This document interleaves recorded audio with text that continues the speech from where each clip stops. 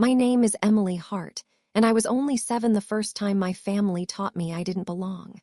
One stolen birthday gift, 2 mocking brothers, and a mother who called my sobs drama started it all. But what they didn't know is that I'd spend years quietly preparing for the day I'd take everything back and leave them speechless. Before we dive in, I'd love to know, where are you watching from? Drop your city or country in the comments. I read everyone.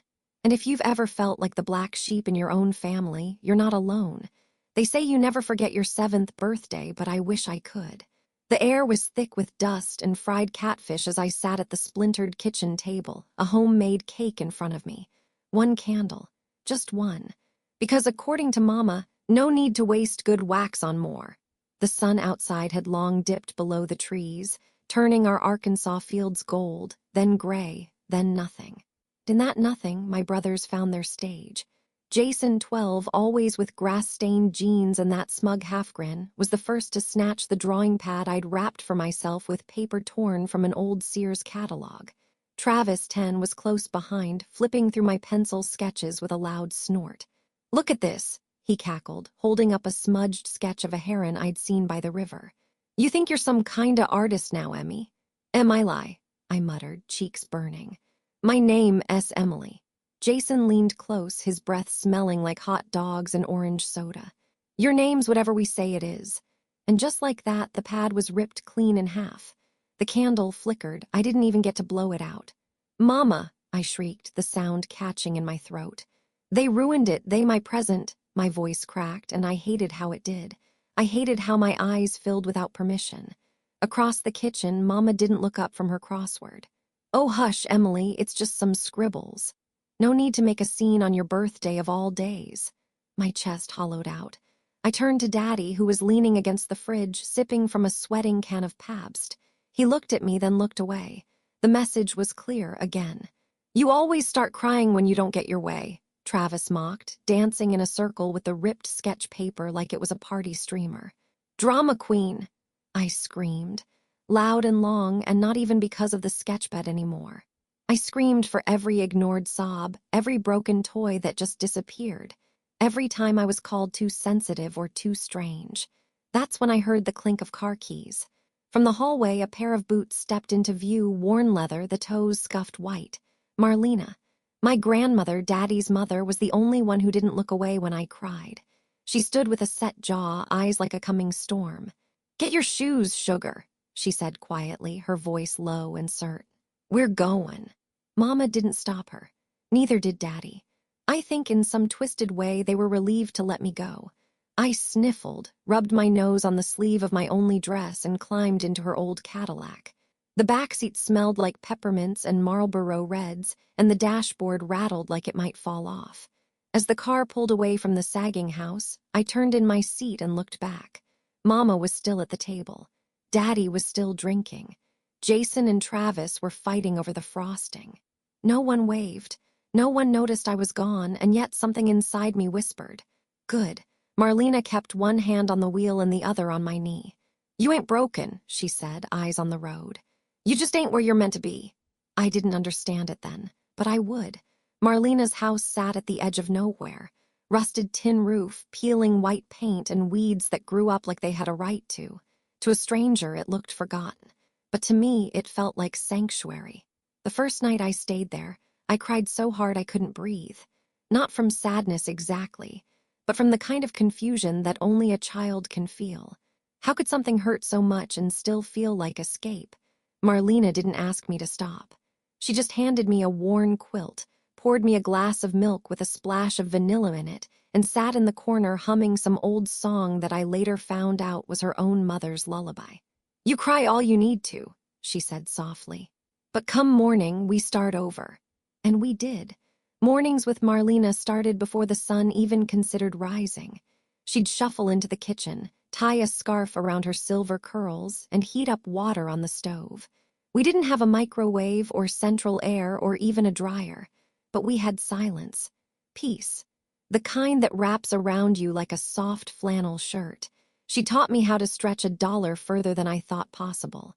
"This ain't about being poor," she'd say as we clipped coupons and counted coins. "It's about being ready." Every Thursday, we'd drive into town and visit the library, my sacred place. Marlena got me a library card with my name on it in blocky letters, and I'd check out as many books as my arms could carry. I started drawing again, sketching quiet things. The vines that crept up the porch railing, the mockingbird that sang before storms, Marlena's hands when she cooked. She noticed everything, including me. "Keep drawin', sugar," she said one night as I sketched by lantern light. "One day the world'll pay for that kind of beauty." I didn't believe her then, but I wanted to. We didn't have much, one heater for the whole place, rain buckets under the window when storms came hard. But there was never a day I went hungry, never a moment I doubted I mattered. And somehow in that creaking, drafty house surrounded by swamp and cicadas, I started to grow into someone who could breathe. On my 12th birthday, Marlena handed me a used but polished coin bank shaped like a pig. "Start savin', M," she said, "for whatever you want most. But don't tell nobody, not even me." I saved every dollar I got from odd jobs, dog walking, babysitting, tutoring other kids in math. By 16, I had a shoebox under my bed full of bills wrapped in rubber bands. By 17, I had more than most girls my age could imagine. Still, Marlena always found a way to surprise me. On my 18th birthday, she pulled out a small velvet box. Inside was a pearl necklace. Real pearls, not the fake kind you buy from a flea market stall. I just stared at them, stunned. "Bought 'em a piece at a time over the years," she said, like it was nothing. "Sold a few things to finish it. You deserved something good that's only yours." I swallowed hard, blinking fast. "Why would you? You didn't have to." "I wanted to," she said firmly. "You got the kind of strength that don't show itself loud. You hold the line quiet like a good tree in a storm. That deserves reward." She didn't just believe in me. She invested in me. Later that year, she handed me an envelope filled with bank statements. "It's enough for college, not fancy, but enough. Used to take a few dollars here and there out of my Social Security and pension. Figured you'd need it someday." I couldn't speak, couldn't think. I just cried, holding the envelope like it might fly away. No one had ever done that for me before. "I know what it's like to go without," she said, reaching across the table. "But I also know what it's like to give somebody a shot. This is yours. Take it and run." And I did. I left for college with 2 suitcases, a pearl necklace I never wore but always packed, and a heart finally brave enough to imagine something more. But not once did I forget that broken girl with the one candle and no applause. The one they left behind like she didn't matter. She still lived inside me. And she was learning how to wait. It rained the night Marlena first brought up the will. The kind of rain that hangs like a curtain between you and the rest of the world. I was home for the summer after my 2nd year at college, sitting on her creaky porch with a blanket over my knees and a cup of chicory coffee growing cold in my hands. The tin roof above us pinged softly with each drop, a rhythm we both knew by heart. Marlena rocked slowly beside me, her chair creaking in time with the storm. "You ever think about what happens after I go?" she asked, not looking at me. My fingers tightened around the mug. "No, I don't want to." She gave a small laugh, not unkind. "That don't stop it from coming." I stared out into the wall of rain. The thought of losing her felt like the earth might tilt sideways. She was my whole foundation, the only steady ground I'd ever known. "I don't have much," she continued, her voice low. "But what I do have, I want to be clear about." I nodded, trying to keep my breathing even. "I've got this place," she said, gesturing around the sagging porch, the rusted gutters, the vines that wrapped around the old swing like they belonged there. "And a little set aside, not a fortune, but enough that folks might fight over it if given the chance." I looked at her then. Her face was older, softer around the edges than I remembered as a child, but her eyes were sharp as ever. "I can put it all in your name," she said. "Skip the drama." I shook my head. "No, we should split it between me, Jason, and Travis." She turned to me slowly, one eyebrow raised. "Those boys never gave you a minute of peace." "I know." I sipped my coffee, trying not to sound bitter.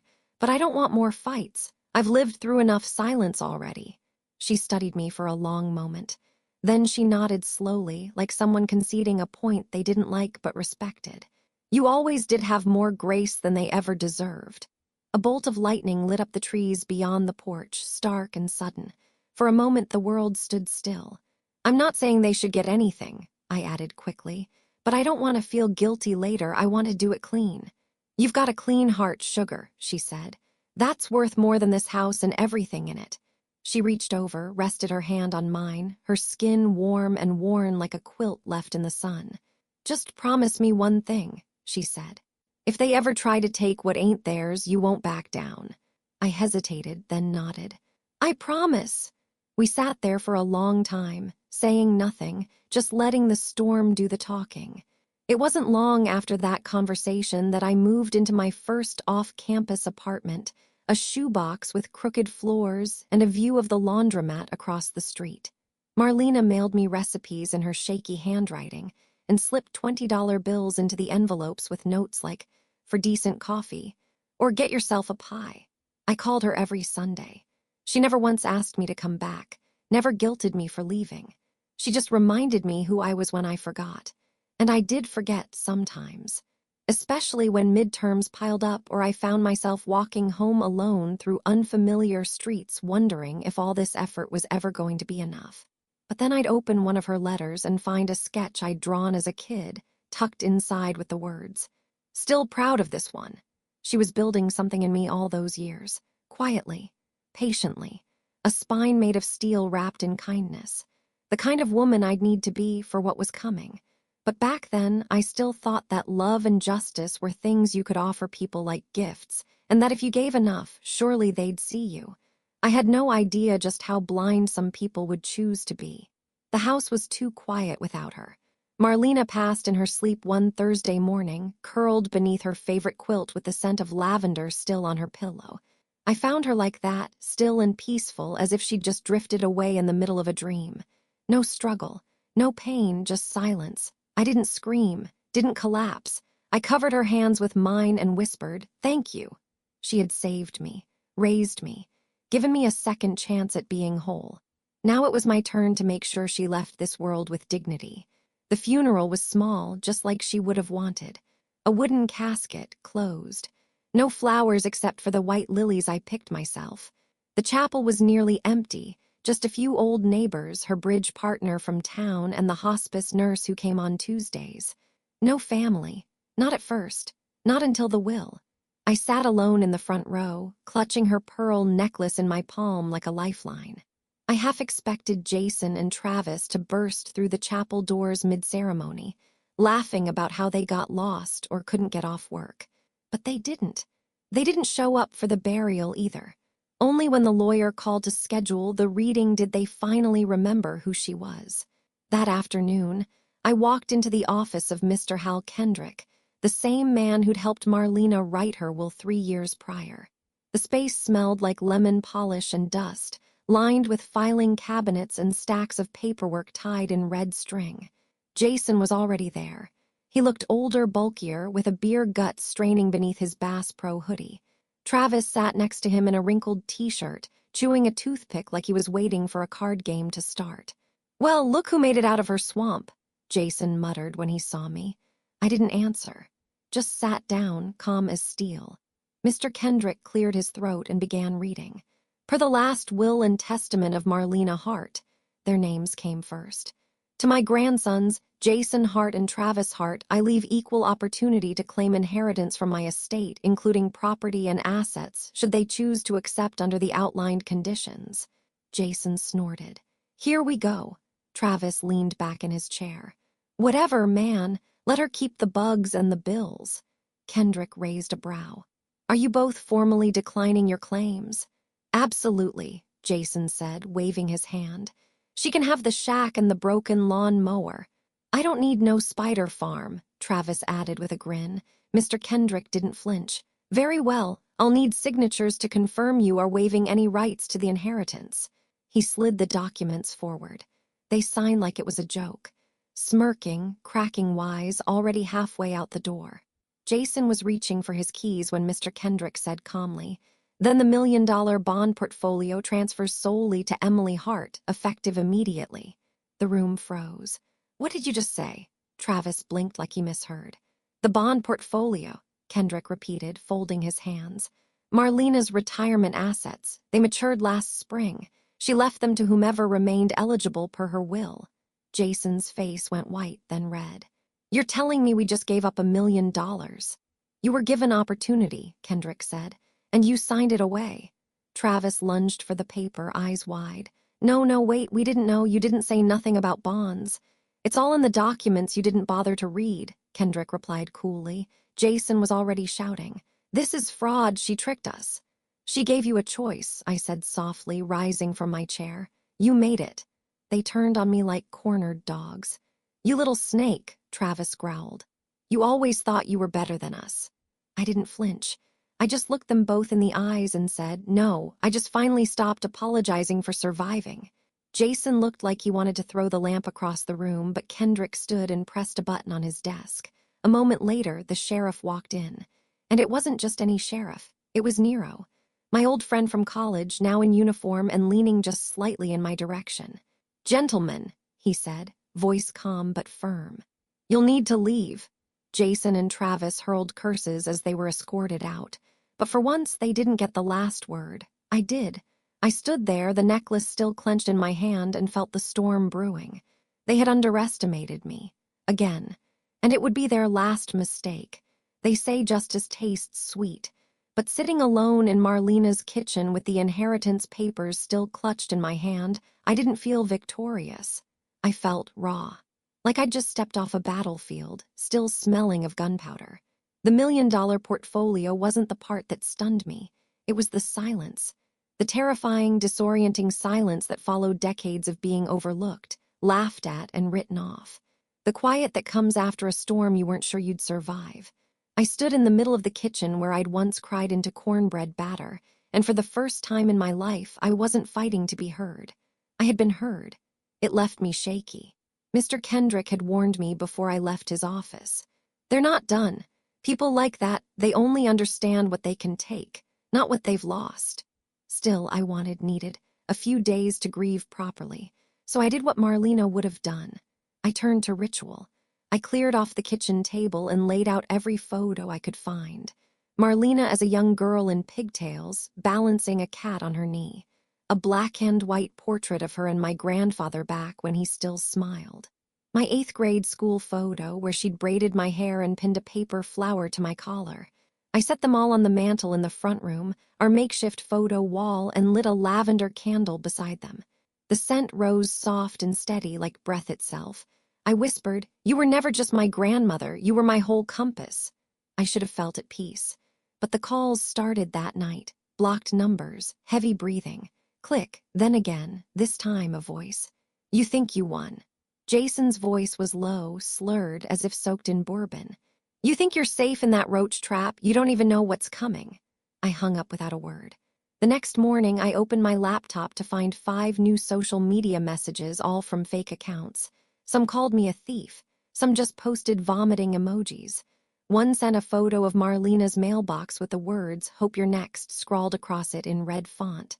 I didn't respond. Didn't block. I screenshotted everything. The lawyer had warned me. Document, always. Still, the fear settled in slow, like mold in the walls. Every creak in the floorboards sounded louder now. Every gust of wind at night made the shutters rattle like warning bells. I changed my phone number. Unlisted. I locked every window. I started sleeping with Marlena's old shotgun propped in the corner of the room, just in case. But what I wouldn't do was leave. They wanted me gone. Wanted me rattled, weak, spiraling. And I'd spent too many years handing them that power. Not anymore. The final straw came in the form of a voicemail 2 days later. Travis's voice this time, smug and sing-song. "You can't hide behind your old lady's bones forever. We're gonna get what's ours one way or another." What's ours? As if love, respect, and legal paperwork were up for debate. I didn't cry. I didn't scream. I just stood in the center of the living room, surrounded by photos of the only person who ever believed in me, and whispered, "You're not getting another inch." Then I walked outside into the thick, muggy air and nailed the sheriff's emergency number to the front porch post, right where the boys would see it if they came sniffing around. Later that night, Nero showed up. Not in uniform this time. Just in jeans, a soft flannel, and a brown paper bag filled with groceries. "Thought you could use some backup," he said quietly. I didn't argue. Nero always had a way of showing up before I realized I needed someone. He didn't knock.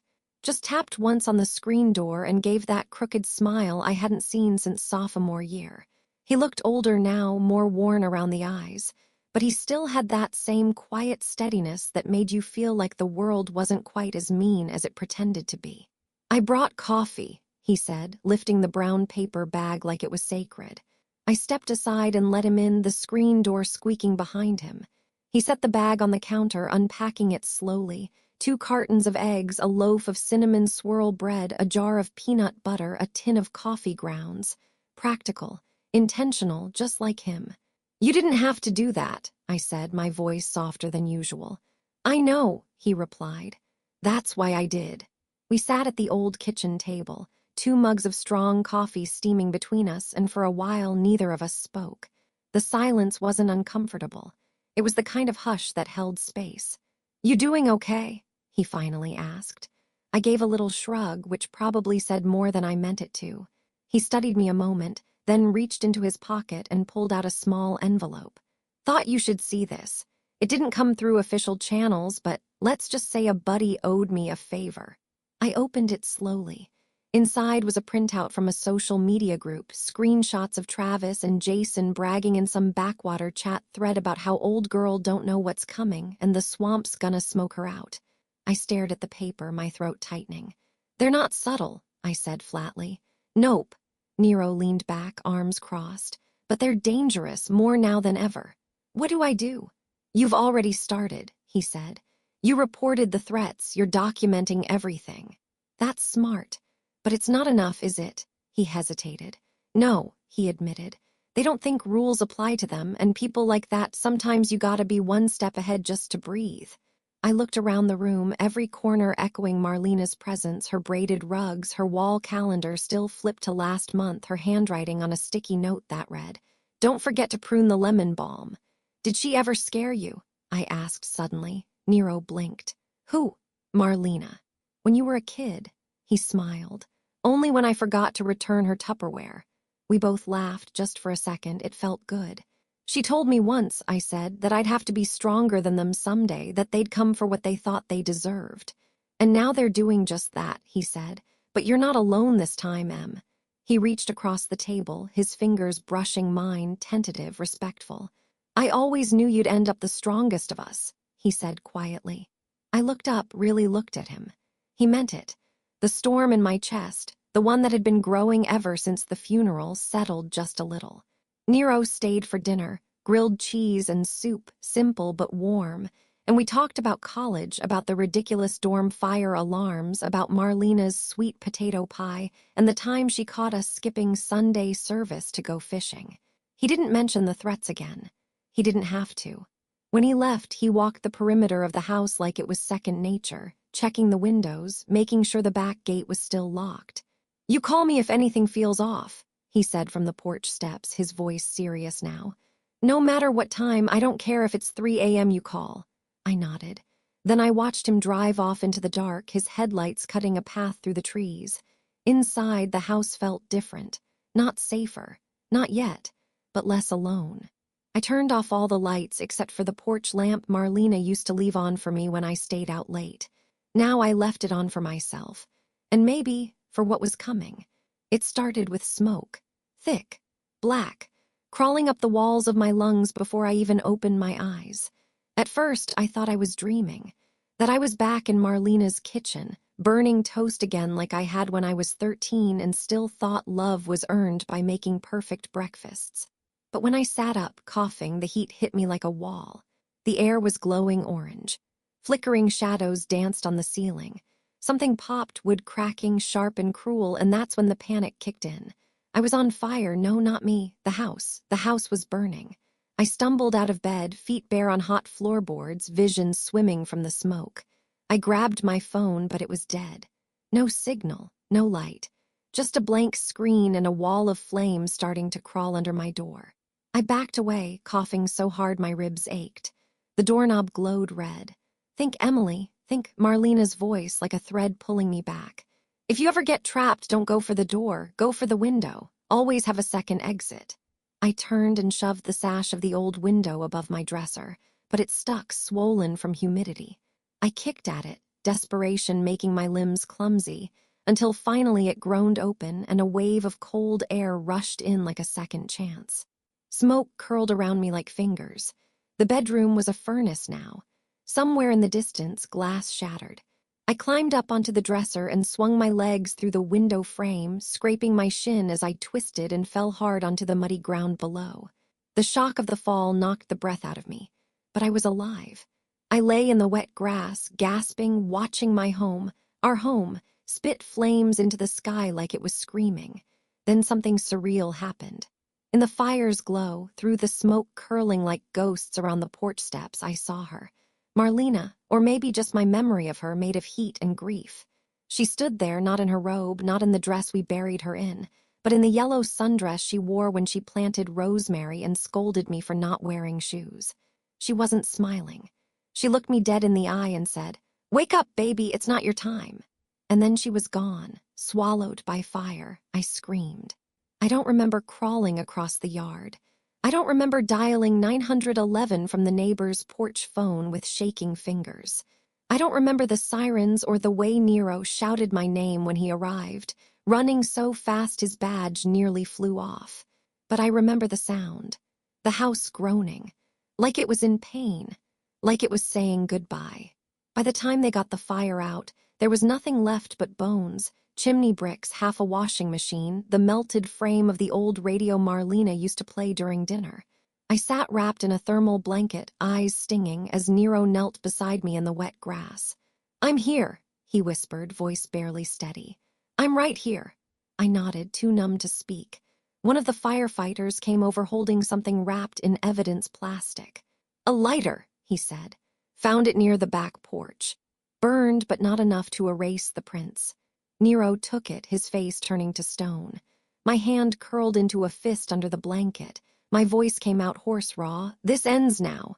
He didn't ask what I meant. He just looked at me like he knew, because he did. I didn't sleep. Not that night, not the next, not until every inch of ash was catalogued in my memory. The fire marshal called it arson within 12 hours, said the pattern was deliberate, said the accelerant started near the back porch and ran clean through the kitchen like a wick. They said the lighter had partial prints, fresh enough to match if we had a name. I already had two, Jason and Travis. And suddenly it wasn't about grief anymore. It wasn't even about fear. It was about war. I filed the police report the next morning, wrapped in the same charred sweatshirt I'd worn since the fire. My hands still smelled like smoke. My hair was stiff with soot. I walked into the county station like I belonged there, because I did. I laid the burner phone on the desk, the one I'd used since mine melted into slag, and pulled up the screenshots.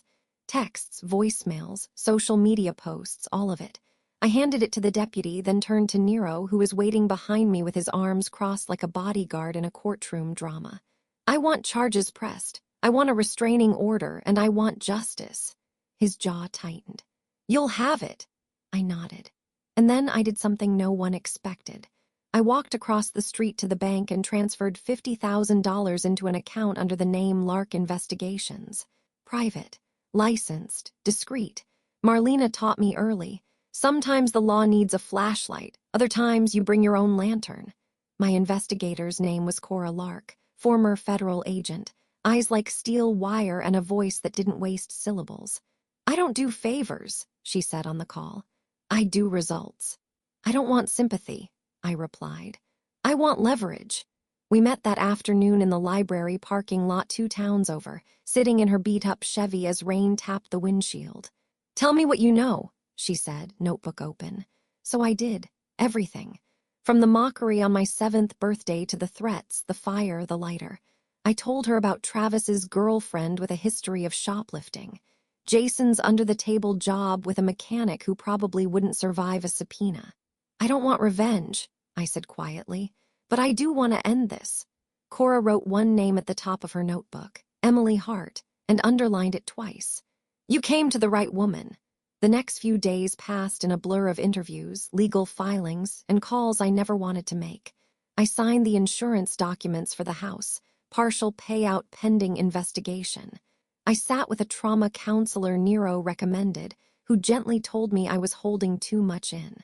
"I don't have the luxury of falling apart," I told her. She didn't argue. Nero checked on me every night, brought hot meals I barely touched, replaced the shotgun that warped in the fire with a new one, and installed a security camera outside the cabin he let me stay in near the river. Said it used to belong to his uncle. Said I could stay as long as I needed. Sometimes he just sat with me, not speaking, just there, his presence a kind of quiet shield. Then, 4 days later, it happened. Jason and Travis were arrested. It wasn't dramatic. No chase. No screaming. Just a knock on their respective doors. Cora's report had delivered everything. Gas station footage of Travis buying 2 cans of lighter fluid hours before the fire. A recorded phone call Jason made to a friend, laughing that little Miss Swamp Queen'll cry when she's got nowhere to sleep. They were brought in under suspicion of felony arson, criminal threat, and conspiracy to intimidate a witness. When Nero called me from the station, his voice held something I hadn't heard in days. Peace. "You're safe now," he said, but I wasn't done. Not until I sat in that courtroom. Not until I saw them try to explain away the ruins of everything they tried to steal. Not until they knew without question that the girl they left crying at the kitchen table was gone. And the woman they'd created, she didn't burn. She rebuilt. The courtroom wasn't what I expected. It was smaller. Less like a cathedral of justice, and more like an overlit waiting room with worn carpet and creaky pew benches. But when I stepped inside, flanked by Nero on one side and my own steady breath on the other, it felt like the center of the universe. Jason and Travis were already seated, flanked by public defenders who looked like they'd rather be anywhere else. Jason wouldn't look at me. Travis smirked like we were back on that dusty Arkansas porch, and I was still the little girl with a sketch pad and no voice. But I had a voice now, and they were going to hear every word of it. The judge entered, an older woman with silver hair pulled into a no-nonsense bun and a voice that could split stone. She reviewed the charges with brisk efficiency. Felony arson, criminal intimidation, attempted destruction of property with intent to harm. Their attorneys tried everything. Claimed the lighter wasn't theirs, that the online posts were just jokes, that the gas station footage was circumstantial, that the threats were blown out of proportion. I didn't flinch. Then came the evidence, Cora's documentation, the gas station tape, the digital trail they thought they'd erased. Every screenshot, voicemail, and transaction was displayed like puzzle pieces falling into place. The courtroom was silent. Town clerk, an older man who'd known Marlena since the 60s, leaned forward as if he couldn't believe what he was hearing. A woman from the front row gasped when Travis's voice played from one of the voicemails. "She's gonna find out what fire tastes like." When the judge asked if I had anything to say, I stood. My knees didn't shake, not this time. "I never wanted to be here," I said, eyes locked on my brother's. "Not in this room, not in this position, but you brought me here." Jason looked down. Travis clenched his jaw. "I would have given you part of everything," I continued. "Even after the years of cruelty, even after the funeral you didn't bother to attend, I would have shared it all just to avoid the war." The courtroom was holding its breath. "But you didn't want peace, you wanted power. You wanted to punish me for not staying small." Travis muttered something to his lawyer, but I kept going. "You took everything Marlena built for me, for us. Her home, her legacy, her quiet love, and you tried to burn it all to the ground." I stepped back. "But you didn't win, I did. And I'll keep winning because I chose to become something you never understood." The judge nodded slowly. "I've heard enough," she said. She denied their requests for leniency. She granted a permanent restraining order. And she ordered both Jason and Travis to serve probation, pay restitution, and remain under travel restrictions pending further review of federal arson charges. The courtroom exploded in whispers. Jason stood and shouted, "This is bulls!" The bailiff silenced him with a single step forward. Travis tried to stare me down as they were led out, but I didn't blink. I didn't need to because I wasn't there for revenge. I was there for truth, and it had spoken louder than either of them ever could. After the sentencing, I walked out of the courthouse into the brightest sun I'd seen in weeks. It wasn't just the light that stunned me, it was the air. Clean. Unburdened, like something had finally been released from my chest and I could breathe in full again for the first time since the fire. Nero was waiting at the bottom of the courthouse steps, hands in his jacket pockets, watching the crowd disperse. He didn't say anything right away, just looked at me like he knew what that moment meant. "You good?" he asked eventually. I nodded. "Not good, but done." He smiled. "That's something." It was more than something, it was everything. The weeks that followed moved slowly but with purpose. I filed the final paperwork to sell Marlena's land. It wasn't much anymore, just scorched soil and a hollow chimney. But somehow, a buyer came forward. A historical preservationist of all things. Said he'd rebuild the house as a tribute to rural Southern women who raised generations on grit and sweet tea. I didn't care about the motive. I just signed the deed, closed my eyes, and let it go. I used part of the insurance payout to pay off every loan I'd ever taken. Then I closed my accounts, boxed up the few belongings that survived the fire, and made one final visit to Marlena's grave. The headstone was simple, just like she asked. Marlena Hart, she saw the storm coming and stood anyway. I knelt beside her, laid the pearl necklace across the stone, and whispered, "I kept my promise. I didn't back down." The breeze stirred the leaves. Maybe it was just wind. But I liked to think she was listening. The next day I boarded a plane, one-way ticket, no forwarding address. Destination, Perth, Western Australia. It wasn't random. Marlena once mentioned it in passing, saying she'd always dreamed of seeing the Indian Ocean, said it was where the light touched the water in a way you couldn't explain, only feel. So that's where I went. I changed my name, legally, fully. Emily Hart became Clara Wynne. A name that didn't carry soot in its syllables or shame in its pauses. I bought a small cottage near the coast with a blue tin roof and wide windows that let in the salt air. Every morning, I walked the sand with a golden retriever I named Lucky, because we both knew how close we'd come to losing everything. I started teaching again, not art this time, but something Marlena taught me when no one was looking: financial literacy. I hosted free workshops for young women, daughters of single moms, girls in group homes, women who never thought they were smart enough to talk about money. I showed them how to save, how to invest, how to protect themselves, because I knew firsthand what it cost not to. Word got around. The classes filled up faster than I expected. Someone wrote an article in the local paper calling me the fireproof woman. I kept the clipping in my nightstand, not for ego, for reminder. Of who I used to be, of how far I'd come, of what it means to build your own freedom and guard it like a home with a locked gate. Nero and I wrote now and then, nothing formal, just postcards, the occasional email. Once he sent a photo of the rebuilt house with new siding and a porch swing just like the old one. He didn't ask me to come back, he knew I wouldn't. But he always ended with the same words. "Still proud of you." It was autumn in Arkansas when Nero found the letter. He just finished his shift at the station, badge off, boots dusty, the weight of small-town politics clinging to his shoulders like humidity. The mailbox at the edge of his property was old, rusted, and crooked, but it had never failed him. Inside, nestled between bills and junk flyers, was a plain white envelope. No return address. No stamp. Just his name in familiar cursive that made his throat tighten before he even opened it. He walked inside, set his keys on the counter, and sat down. Then he unfolded the letter. Inside was a photo.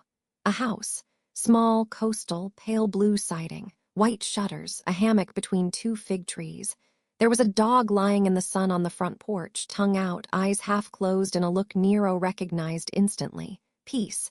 And written in ink below the image, just one sentence: "I made it. Thank you for seeing me when no one else did." He didn't cry. Not because he didn't want to, but because he knew that some things are too sacred for tears. Instead, he walked out to the back deck, where Marlena's old wind chime still hung from a rusted hook.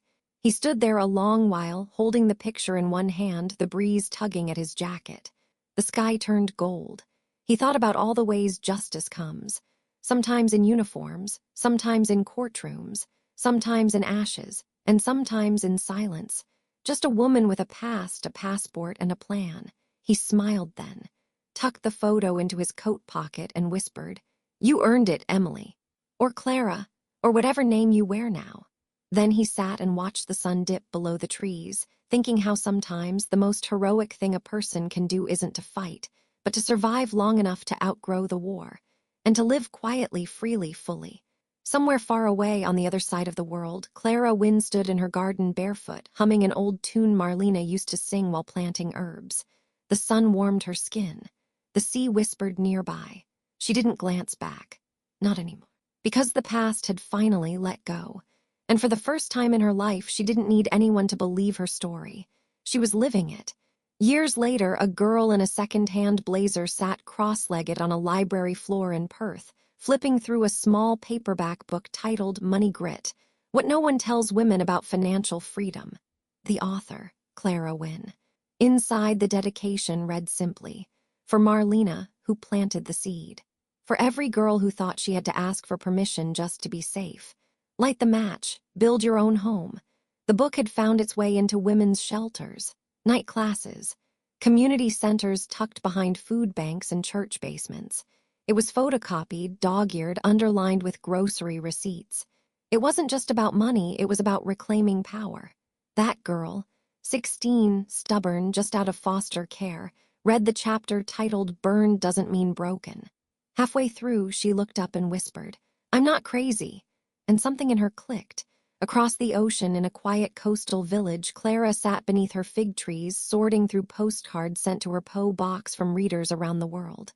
One said, "I opened a bank account today, first time ever." Another read, "Left him, got my own place. It's small, but the light feels like mine." One came from Arkansas. Handwritten, no name, just this: "She would be proud. We all are." Clara smiled and tucked each one into a wooden box Marlena once used to store sewing needles and loose buttons. Then she walked down to the shoreline with Lucky trotting behind, the waves cool against her ankles, the wind carrying the salt of a life chosen, not inherited. She didn't need applause. She had peace. And sometimes that's the kind of legacy that changes everything. Where are you watching this story from? Drop your city or country in the comments. I'd love to know how far Emily's journey has reached. And if this story moved you, if you've ever had to fight for yourself, start over, or rise from the ashes, leave a comment below. Your voice might be exactly what another woman needs to hear today.